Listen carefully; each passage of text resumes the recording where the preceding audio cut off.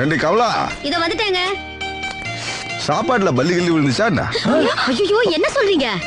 இல்ல, பிள்ளைங்க சாப்பிடுறதுக்கு ரொம்ப கஷ்டப்படுதுங்க, அதான் கேட்டேன்.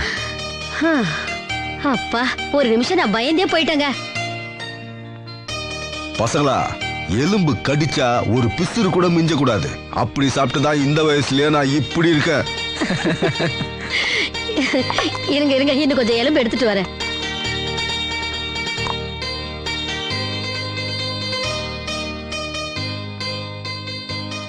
மச்சான், வணக்கம் மச்சான். அடடா, வாங்க மச்சான். வா மாமா. சாப்பிடும்போது எந்திரிக்க கூடாது. என்ன மச்சான் திடீர்னு சொல்லாம கொள்ளாம? எல்லாம் நல்ல விஷயம் தான் மச்சான். நல்ல விஷயம், சாப்பிட்டு பேசலாம், உட்காருங்க. சரிங்க மச்சான். அம்மா, மாமா வந்திருக்காரு, வந்து சாப்பாடு வைங்க. வாப்பா தம்பி. அக்கா நல்லா இருக்கியா? நல்லா இருக்கேன்பா. கை கழுவுப்பா. கை சுத்தமா தான் இருக்கு, முதல்ல சாப்பாடு போடுக்கா.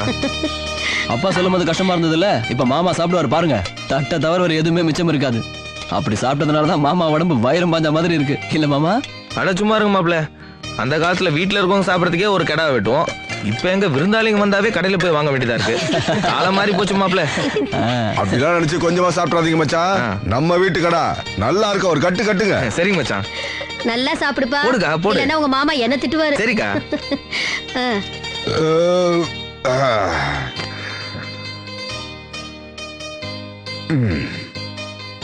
ஐயா கணக்கு, ஐயா கண்ணுக்குட்டி அவுத்துக்கிட்டு உள்ளதுல வந்து போச்சா? என்னையா சொல்றீங்க? வெத்தலை தட்டுல ஒன்னையும் காணாம, அதான் கேட்டேன். வெத்தலையை எடுத்துட்டு வரதுக்குள்ள நீங்க வந்து உட்காந்துட்டீங்க. இந்தாங்க மச்சான், உட்கார்றது தானே? பரவாயில்லைங்க மச்சான். அட பரவாயில்ல, உட்காருங்க. என்னைக்கு மச்சான் உங்க முன்னாடி உட்காந்து பேசியிருக்கேன். இவளுக்கு தம்பினால காதரம் நடந்துடுச்சு இல்ல, அதுக்காவது மரியாதை கொடுக்கணும்ல, உட்காருங்க. சரிங்க மச்சான்.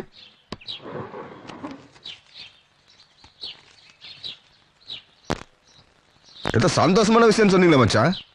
ஆமா மச்சான், பெரிய நம்பிக்கையோடு வந்திருக்கேன். நீங்க மனசு வச்சாதான் முடியும். இதுக்கு முன்னாடி என்னத்தை கேட்டு நான் முடியாதுன்னு சொல்லியிருக்கேன்? இல்ல நான் முடியாதுன்னு சொல்ற அளவுக்கு தான் என்ன கேட்டு போறீங்க?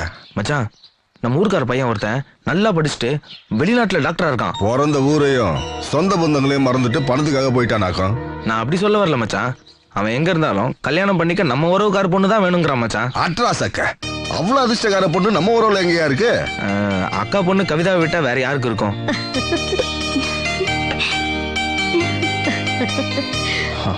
நான் கேட்டதுக்கு மச்சான் எதுவும் சொல்லாம இருக்கீங்களே. ஏயா, உன் வீட்லயே சிங்க மாதிரி மாப்பிளைய வச்சுக்கிட்டு வெளிநாட்டுல இருக்கிறவனுக்கு பொண்ணு கேட்டு வந்திருக்கிய, உனக்கு என்ன புத்தி கித்தி கெட்டு போச்சா? வெளிநாட்டு மாப்பிள்ளைன்னு சொன்னதான் வெக்கங்கட்ட சிரிப்பா பாரு. முதல்ல போய் மோத்த கழிட்டு வாடி. ஏயா, உன் வீட்டுல பொண்ணு எடுத்து நான் என்ன குறைஞ்சு போயிட்டேன்? பதிலுக்கு என் பொண்ணு உன் வீட்டுல வாழணுமா இல்லையா? மாமா, ஒரு டாக்டரை உருவாக்க நம்ம அரசாங்கம் எவ்வளவு செலவு பண்ணது தெரியுமா? ஆனா படிச்சு முடிச்ச உடனே பணத்துக்காக நம்ம நாட்டை மறந்துட்டு வெளிநாட்டுக்கு போனவனுக்காக பொண்ணு கேட்டு வந்திருக்கீங்களே, இது எனக்கு கொஞ்சம் கூட உடன்பாடு இல்ல மாமா. நானும் என் தம்பியும் எவ்வளவு படிச்சிருக்கோம்னு தெரியும்ல. நாங்க விவசாயம் பார்க்கல. எங்க வீட்டுக்கு மாப்பிளையா வரவன் ஒரு டாக்டராவோ ஒரு இன்ஜினியராவோ வக்கீலாவோ இருக்கணுங்கிற அவசியம் இல்ல. நம்ம நாட்டை மதிக்கணும், நம்ம விவசாயத்தை நேசிக்கணும், அதுதான் எங்களுக்கு வேணும். என் பொண்ணு வயிறு அவ குழந்தைய சுமக்கிற அளவுக்கு பக்குவப்படட்டும். நானே வந்து சொல்றேன், போய் பொழப்ப பாரியா. கணக்கு ஐயா, நாளைக்கு வேலைக்காரங்களுக்கு சம்பளம் கொடுக்கணும்ல, அந்த கணக்கு பாத்தியா? இல்லைங்க. போய் பாரியா. சரிங்க. அறிவு கேட்டவன். வேர்வை காயறதுக்கு முன்னாடி சம்பளம் கொடுக்கணும்னாலும் பரவாயில்லையா, ஆனா வேலைக்காரன் கேட்கறதுக்குள்ள கொடுத்துடணும். இதோ எப்ப பாத்துறியா? மன்னிச்சிருங்க மச்சான். இந்த வீட்டுல இருந்து ஒரு பொண்ணு மருமகளா போனா இதை விட பெரிய இடத்துக்கு தான் போகணும். இந்த வீட்டுக்கு ஒரு பொண்ணு மருமகளா வந்தா பெரிய இடத்துல தான் வரணும்னு அடிக்கடி சொல்லுவீங்க. நான் உங்களை விட பெரிய இடம் இல்ல, அத மனசுல வச்சுக்கிட்டு தான் வந்தேன். பெரிய இடங்கிறது நிலபலத்திலயும் பணபலத்திலயும் இல்லையா, குடும்ப கௌரவத்திலயும் சொந்த பந்தங்களை மதிக்கிறதுலயும் இருக்கு. படிச்சவன் தான் ஏதோ வெளிநாட்டு முகத்துல ஓடி போயிடுறான். நாட்டுக்கு அடையாளமா இருக்கிறது நாம தானே. என் வீட்டு மொட்டை மாடியில இருந்து பார்த்தா உன் வீட்டு வாசல்ல என் பொண்ணு கோலம் போடுறது தெரியணும்யா, அதை பார்க்கறதுல தான் சந்தோஷம். அவரு தான் ஏதோ தெரியாம வார்த்தை விட்டாருன்னா உனக்கு எங்கடி புத்தி போச்சு? வெளிநாட்டு மாப்பிள்ள ஒண்ணு சொகுசான வாழ்க்கை நினைச்சியோ? சரி, இல்ல பிறந்த வீட்டு பசங்க செத்து போச்சா? மச்சான், என்னாச்சுப்பா? என்னாச்சு மச்சான்? அண்ணா சீக்கிரம் வா. மச்சான், என்னாச்சுப்பா? டேய் டாக்டர் கூப்பிடுடா. ஏய், என்ன சீக்கிரம் போய் டாக்டர் வர சொல்லுங்க. போடா. டேய், எவடா வராங்க? யாராங்க? அம்மா, மாமாவுக்கு நெஞ்சு வலியாமா? சீக்கிரம் மாமா எல்லாரும் கிளம்பலாம். மாமா, ஊர் ஆளுங்க வந்து வண்டியில இருங்க. ஐயோ ஈஸ்வரி, பெரிய வீட்டுக்காரருக்கு நெஞ்சு வலியா? ஐயோ சீக்கிரம் வாடி சொல்றேன். செல்லம்மாவோட மாமாவுக்கு நெஞ்சு வலியா? சீக்கிரம் வா. ஐயோ என்னடா சொல்ற? என்னடா ஓடி வர? டேய், நம்ம தங்கராஜ் மாமாவுக்கு நெஞ்சு வலியாண்டா. அக்கா சீக்கிரம் வாங்க. பெரிய வீட்டுக்காரருக்கு நெஞ்சு வலியா ஐயோ கிளம்பு என்ன கதி நல்லா தானே இருந்தாரு போ, சீக்கிரம் போ. என்னாச்சு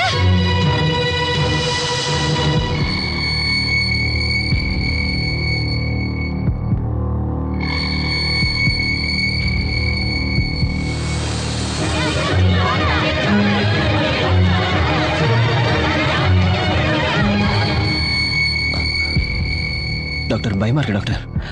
ஏதோ ஆத்திரத்துல சத்தம் போட்டு அதனால வந்த நெஞ்சு வலி தான். பயப்படுற மாதிரி ஒண்ணும் இல்ல.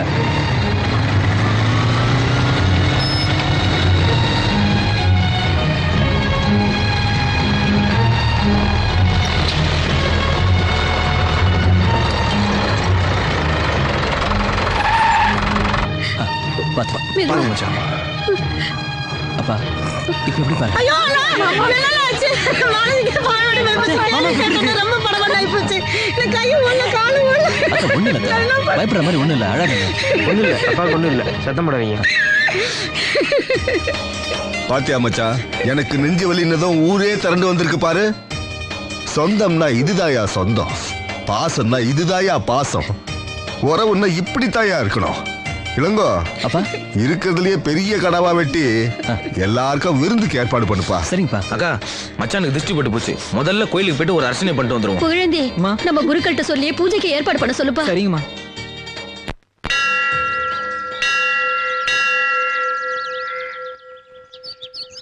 கஜானனம் பூத்த கணா கணா கணாதி சேவிதம்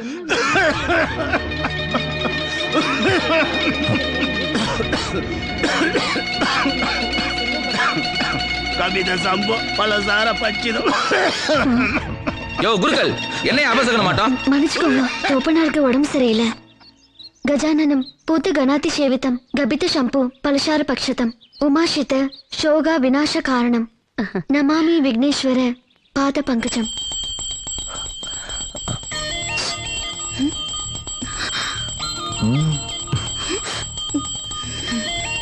சந்தியா இங்க வாமா. நீ வரலைன்னா எங்க மனசு ரொம்ப கஷ்டப்பட்டிருக்குமா. நல்ல நேரத்துல வந்து எங்க மனசுல தேன வார்த்தை. பரவாயில்லம்மா.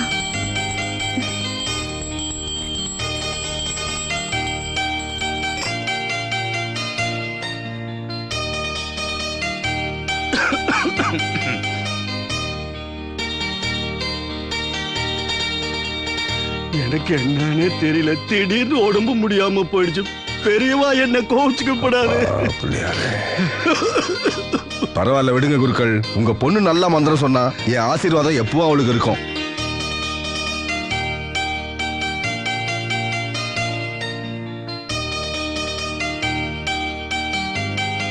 வாங்க மச்சான் போலாம். பாத்துப்பா.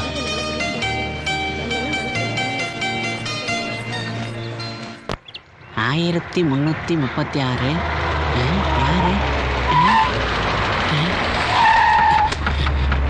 தம்பி தம்பி தம்பி, உங்களை பார்க்க நிறைய பேர் கார்ல வந்திருக்காங்க. சீக்கிரம் வாங்க வாங்க. வணக்கம் வணக்கம் வணக்கம். வாங்க வாங்க வாங்க. வணக்கம். எல்லாரும் அப்பா பார்க்க வந்திருக்கீங்க. ஆமாங்க தம்பி. ஆமாங்க தம்பி, அண்ணனுக்கு இந்த தடவை கட்சியில இருந்து சீட்டு கொடுத்துருக்காங்க. என்னங்க உங்களோட வயசுல சின்னவரா இருக்காரு, அவரை போய் அண்ணன் சொல்றீங்க? இதெல்லாம் அரசியல்ல சகஜம் தம்பி, இதெல்லாம் தப்பா எடுத்துக்க கூடாது. ஆஹா. ஐயா சொல்லுக்கு ஊரே கட்டுப்படும்னு சொன்னாங்க. ஐயா ஒரு வார்த்தை சொன்னா அம்புட்டு ஓட்டும் அண்ணனுக்கே ஒழுங்குற நம்பிக்கையில பார்க்க வந்தோம். அப்பா ஊருக்கு போயிருக்காருங்களே. அப்படிங்களா? அப்பா எப்போ வருவாருங்க? எப்படியும் ஒரு வாரம் ஆயிடும் நினைக்கிறேன். ஐயாவுக்கு பிற்பாடு எல்லாமே நீங்க தானுங்களே. ஐயா வேற நீங்க வேறயா. அண்ணனை மட்டும் ஜெயிக்க வச்சீங்கன்னா அண்ணன் என்ன வேணாலும் உங்களுக்கு செய்வாரு, அதுக்கு நான் கேரண்டி. தலைவர் ரொம்ப நல்லவரு, கண்டிப்பா செய்வாருங்க. பாரதி புகழேந்தி இங்க வாங்கப்பா.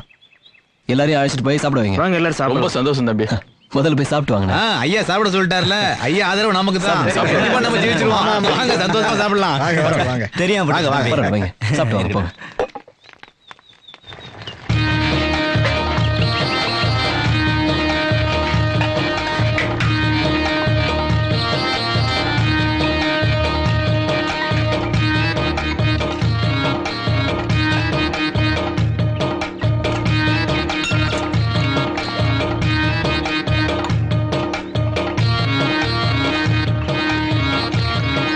போன தடவை நீங்க அந்த கட்சிக்கு தானே ஓட்டு கேட்டு வந்தீங்க.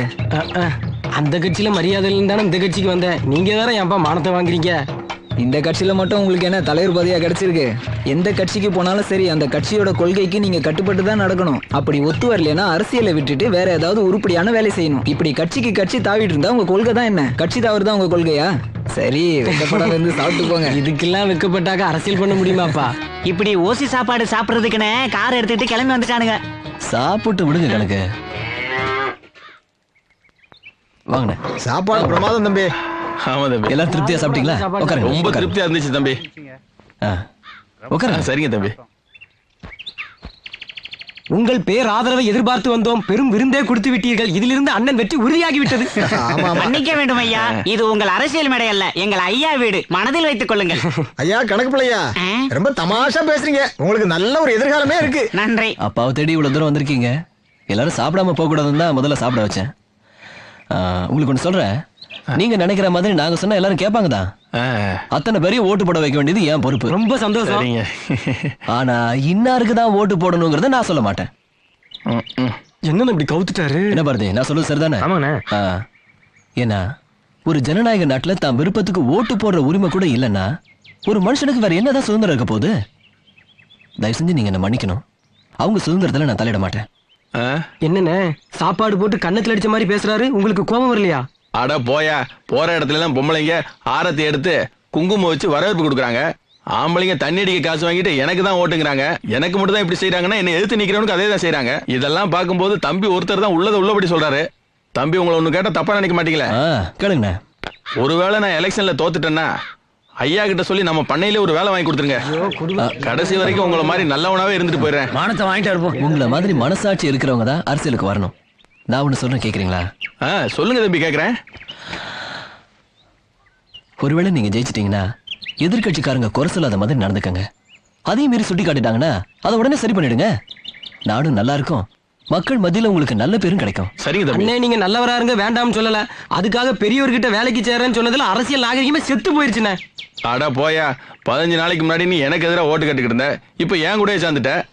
உன் பேச்செல்லாம் கேட்டேன்னா அவ்வளவுதான். அண்ணா அரசியலுக்கு புதுசு இல்ல, அரசியல் சுகத்தை அனுபவிச்சாருன்னா நமக்கே கத்து கொடுப்பாரு. அட போங்கயா, நீங்களும் உங்க அரசியலும். அரசியல் எனக்கு ஒத்து வரான்னு சொன்ன, கேட்டீங்களா? வாங்க போலாம்.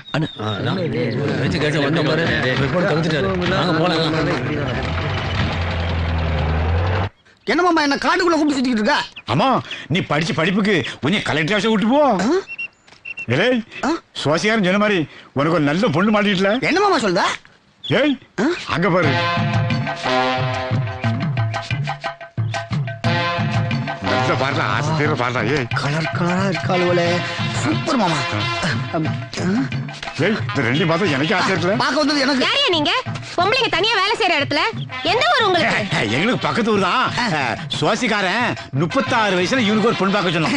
அதான் பார்த்தோம். உங்க 2 பேரையும் பார்த்தா 36 வயசுலயும் இவ்வளவு தளதளன்னு இருக்கேன். அதான் உங்க 2 பேர்ல யாரை பிடிச்சிருக்கு அப்படின்னு கேட்டுக்கிட்டு இருக்கேன். யாரை பிடிச்சிருக்கு? ஏன் வெக்கப்படாம சொல்ல? 2 பேரையுமே பிடிச்சிருக்கு மாமா. ஏயா கல்யாணம் ஆன பொம்பளைங்களுக்கும் கல்யாணம் ஆகாத பொண்ணுங்களுக்கும் உங்களுக்கு வித்தியாசம் தெரியாது? உங்களை சும்மா விடக்கூடாது. டேய் தம்பி, அப்பா கூப்பிடுறா. என்னமா சிக்கல் மாட்டிக்கிட்டியா? இல்லங்கடா. கேட்டீங்களா? பதில் வாங்கிட்டு போங்கடா. டேய் நில்லுடா. அப்படியே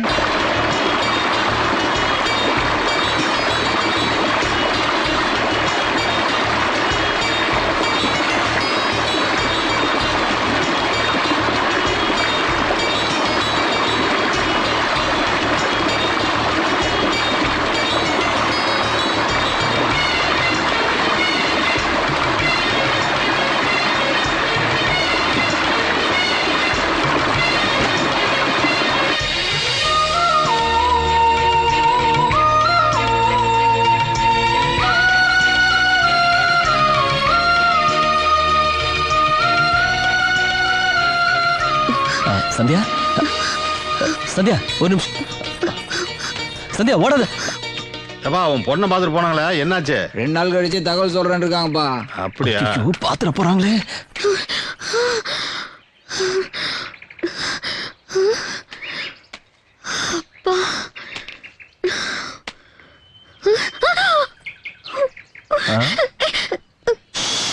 சத்தம்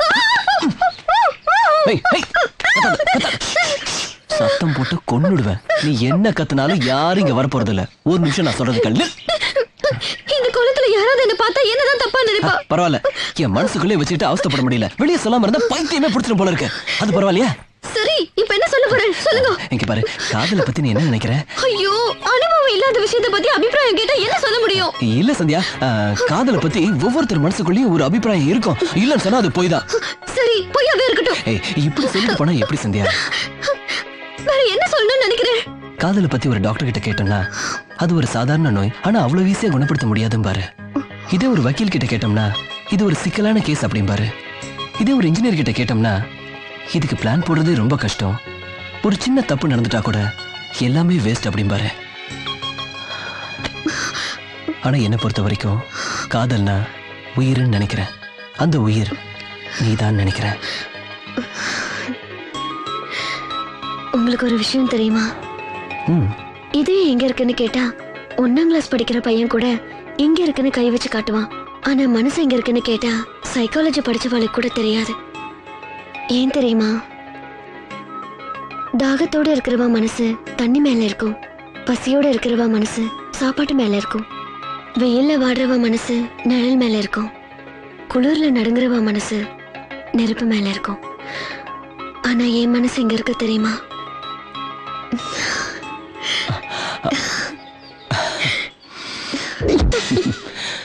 இவ்வளவு ஆசைய உன் மனசுக்குள்ள வச்சுக்கிட்டு இத்தனை நாள எப்படி சந்தியா மறைச்சிட்டு இருந்த?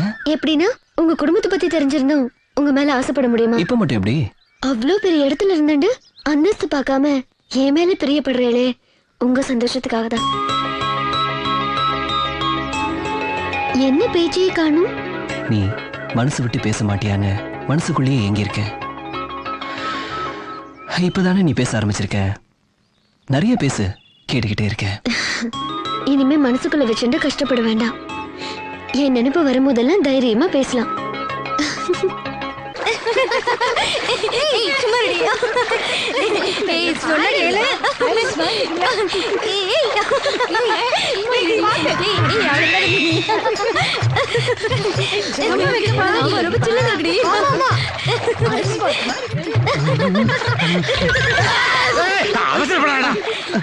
இங்க பாருடி, பொம்பளைங்க குளிக்கிறது எப்படி நின்னு பாக்குறாங்க.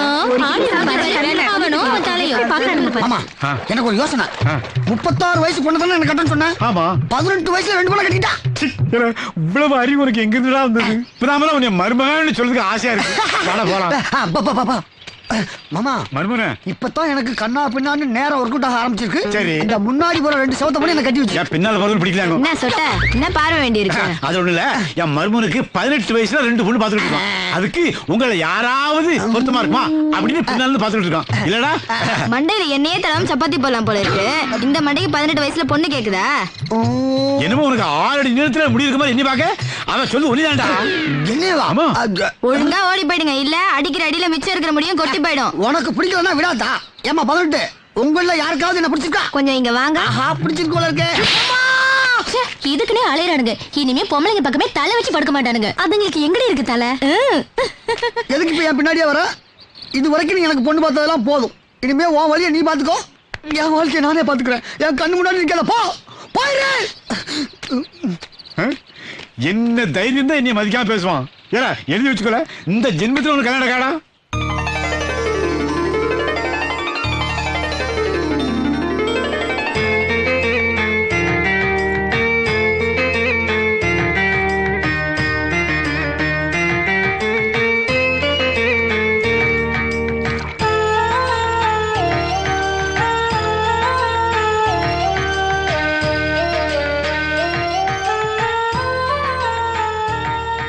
பௌர்ணமி அன்னைக்கு விளக்கேத்துனா காதல் ஜெயிக்கும்னு சொல்லுவா. சந்தியா, கொஞ்ச நாளாவே ரொம்ப சந்தோஷமா இருக்கே, அந்த ரகசியத்தை சொல்லேண்டி. ரகசியத்தை யாராவது வெளியே சொல்லுவாளா? சரி, உங்களுக்கு என்ன பிரச்சனை? எங்கடி நைட்டு படுத்தா தூக்கம் எங்க வருது? அந்த நேரத்துல எழுந்திருச்சு பச்சை தண்ணியில உடம்ப நினைச்சுதான் தூக்கத்தை வரவழைக்க வேண்டியதா இருக்கு. அது கூட பரவாயில்லடி. நைட்டு நல்லா தூங்கிட்டு இருக்கும் போது பக்கத்து வீட்டுல இருந்து ஒரு முனகல் சத்தம் வரும் பாரு. என்னவா இருக்கும்னு உத்து கேட்டா பக்கத்து வீட்டு அக்காவோட முனகல் சத்தமா தான் இருக்கும். கொஞ்ச நேரத்துக்கு அப்புறம் முனகல் சத்தம் அதிகமா இருக்கும். என்னவா இருக்கும்னு நைஸா ஜன்னல் வழியா எட்டி பார்த்தா பாவண்டி அந்த அக்கா தாங்க முடியாம ரொம்ப அவஸ்தைப்பட்டுட்டு இருப்பாங்க. அத பாத்துட்டு வந்து படுத்தா எப்படி தூக்கம் வரும்? நோக்கு அறிவே இல்லடி. ஜன்னல் வழியா எட்டி பாக்குறதே தப்பு. அத போய் வெக்கம் இல்லாம சொல்றியே பகவானே. இதுக்கு ஏண்டி சலிச்சுக்கிற? பக்கத்து வீட்டு அக்காக்கு சின்ன வயசுல இருந்து ஆஸ்துமா, மூச்சு விட முடியாம அவஸ்தைப்பட்டுக்கிட்டு கிடப்பாங்க. இத சொல்ல வந்தா. ஏய், உனக்கு இன்னொரு விஷயம் தெரியுமா?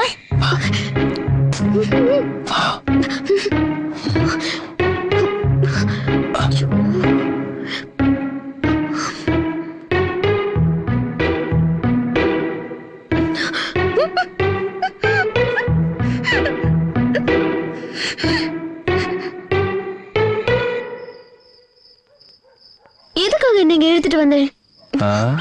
குடும்பம் நடத்ததா வேற இருக்கு. போங்க நான் போறேன். இப்படி இத்தனை பேர் இருக்கும்போது திருட மாதிரி எடுத்துட்டு வரல. நோக்கு ரொம்ப துணிச்சல் தான்.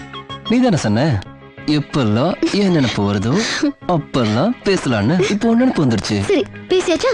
போலாம். ஏய், முக்கியமான விஷயம் பேசலாம்னு தான். உனக்கு குழந்தை பிறக்கிற விஷயத்தை பத்தி தெரியுமா? போங்க. இதுல வெக்கப்பட என்ன இருக்கு? ஏய், சில குழந்தைங்க பாக்குறதுக்கு அப்படியே அப்பா மாதிரியே இருக்கும், சில குழந்தைங்க அம்மா மாதிரியே இருக்கும். அது எப்படின்னு கேக்குறதுக்குள்ள ரொம்ப கற்பனையெல்லாம் பண்ணிக்கிற. குழந்தை பிறக்கிறதெல்லாம் பகவானோட செயல். அது போய் என்னன்னு கேட்டா நான் என்ன சொல்ல முடியும்? இந்த மழுப்பலான பதில் எல்லாம் வேண்டாம். தெரியாதுன்னா கேட்டு தெரிஞ்சுக்கோ. வேண்டாம், நீக்கு அதை பத்தி ஒண்ணும் தெரியாது. விட்டுடுங்களே. அது எப்படி விட்டுற முடியும்? தெரியலன்னா கேட்டு தெரிஞ்சுக்கணும். சொல்லட்ட சொல்லுங்க. இப்போ புருஷன் பொண்டாட்டி 2 பேர் இருக்காங்கன்னு வச்சுக்கோ. புருஷன் பொண்டாட்டி மேல வைக்கிற பாசத்தை விட பொண்டாட்டி புருஷன் மேல அதிக பாசம் வச்சானா பிறக்க போற குழந்தை அப்பாவை மாதிரியே இருக்கும். அதுவே பொண்டாட்டி புருஷன் மேல வச்சிருக்கிற பாசத்தை விட புருஷன் பொண்டாட்டி மேல அதிக பாசம் வச்சிருந்தான்னா பிறக்க போற புள்ள அம்மா மாதிரியே இருக்கும். புரிஞ்சுதா? நீங்க ஒன்னும் கவலைப்படாதே. உங்க குழந்தை உங்களை மாதிரியே உரிச்சு வச்சிருப்பான். இப்போ எனக்கு ஒரு முத்தம் கொடு. அதெல்லாம் கிடையாது. முத்தம் கொடுக்க போறியா? முடியாது. கொடுக்க போறியா? முடியாது. கொடு.